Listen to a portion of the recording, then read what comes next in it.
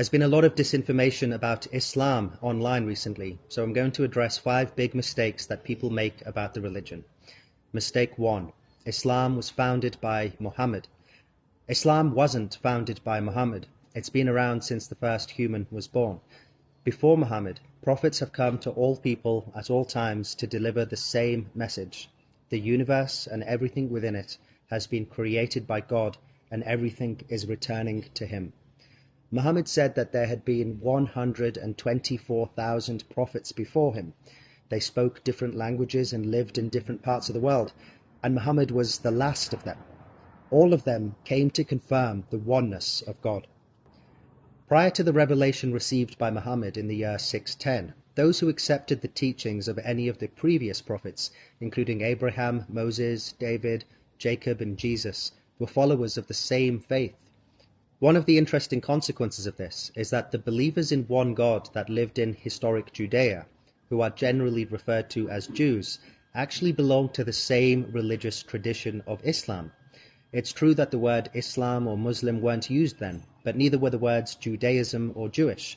These words appear centuries afterwards, but it's the same faith in one God and the same lineage of prophets. Related to this is the second big mistake. Mistake 2. Islam is an Arab religion. Islam is not an Arab religion. In fact, Arabs are a significant minority among the followers of Islam. There are Muslims in every country in the world. For example, in Japan, Colombia, Russia, the USA, Namibia, and Madagascar. The country with the most amount of Muslims is Indonesia. While Muslims all adopt the same basic beliefs and core structure, there is enormous diversity in Islamic culture with various types of architecture, food, dress, literature, celebrations, and of course, hundreds of different languages spoken. While Islam has this rich cultural pluralism, Muhammad emphasized equality between them. In his final sermon before he passed away, he said, "All mankind is from Adam and Eve. An Arab has no superiority over a non-Arab, nor a non-Arab has any superiority over an Arab. Also a white has no superiority over a black, nor a black any superiority over a white, except by piety and good action. Learn that every Muslim is a brother to every Muslim, and that the Muslims constitute one brotherhood." Mistake 3. Allah is the name of God. God does not have a name in Islam. Allah is simply the Arabic word for God, and it literally means the divine. Since it's the Arabic word, Arab Christians and Jews also use the word Allah when referring to God. Allah doesn't have a name, but he does have attributes. There are 99 of them mentioned in the Quran, and the 2 that are the most repeated are Al-Rahman and Al-Rahim, meaning the most merciful and the most compassionate. Other attributes include the provider of peace, the giver of gifts, the gentle, the appreciative, the generous, the all-knowing, and the all-seeing. I should also say that Allah does not have a gender and exists beyond the limitations of what language can properly express. Mistake 4. Allah seeks to punish mankind. Allah does not seek to punish mankind. On the contrary, he seeks to love and forgive. Muhammad told his followers that Allah loves us more than a mother loves her own child. So you might ask, why does the Quran contain rules for punishment for wrongdoing? Similar to what a parent does for their child, rules are made to deter mankind from harming themselves or going astray, both as individuals and as societies. And throughout the Quran, there is strong emphasis on a preference for mercy over punishment. For example, the Quran states that retribution for an evil act is to return one like it, but whoever pardons and makes reconciliation will be rewarded by Allah. And to those who have sinned, the Quran states that whoever commits evil or wrongs himself and then pleads to Allah for forgiveness will find Allah all-forgiving, all-merciful.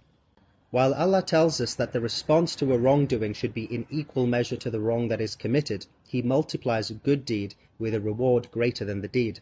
As written in the Quran, Allah does not do injustice even as much as an atom's weight, while if there is a good deed, he multiplies it and gives a great reward. Allah also makes clear that any punishment is not for his own benefit. Muhammad, reporting the words of Allah, stated, "O my servants, harming me is beyond you, so you cannot harm me, and benefiting me is beyond you, so you cannot benefit me. If all of you were like the one among you with the most devout heart, that would add nothing to my kingdom. if all of you were like the one among you with the most ungodly heart, that would take nothing away from my kingdom. So mankind cannot benefit or harm Allah, and therefore the commandments prescribing punishment or reward are not for Allah's interest, but for our own. This is made clear in the language of the Quran, which states that when we sin, it is us that are oppressing ourselves, because Allah cannot be oppressed. And this leads me to the fifth big mistake. Mistake 5. Islam promotes violence. Islam does not promote violence. On the contrary, Islam has clear rules that restrain the use of violence. Let me quote from the International Committee of the Red Cross. The Islamic law of war sought to humanize armed conflict by protecting the lives of non-combatants, respecting the dignity of enemy combatants, and forbidding damage to an adversary's property except when absolutely required by military necessity or when it happens unintentionally as collateral damage. In the 7th century, when the rules of war were virtually non-existent and massacre, starvation, torture, and sexual violence against civilian populations were commonplace, the Quran states, "Fight in the way of Allah with those who fight with you, but do not exceed the limits." These limits, specified by the Quran, the teachings of Muhammad, and enumerated by the first Caliph of Islam, include a prohibition on killing women, children, aged men, or medical personnel, a prohibition on attacking a wounded person, a prohibition on killing a prisoner of war or anyone tied in captivity, the prohibition of looting, plunder, or embezzlement, a prohibition on mutilating the corpses of the enemies, a prohibition on attacking places of worship, a prohibition on breaching any treaties or conventions agreed with the enemy, a prohibition on military conscription and requirement that those who fight in the army are debt-free and have the permission of their family, a prohibition on cutting down fruitful trees or slaughtering the enemy's livestock, including cows, sheep, or camels, except for food. Islamic law is also clear that the level of force to be used should keep in balance the level of good that can be achieved versus the level of harm, and a clear commandment that if an enemy withdraws and seeks peace, that a ceasefire must be implemented. Overall, these rules are remarkably similar to the principles of international humanitarian law that have been codified in the last century. So that concludes this list of 5 big mistakes that people make about Islam. I hope this video has been useful, and thank you for watching.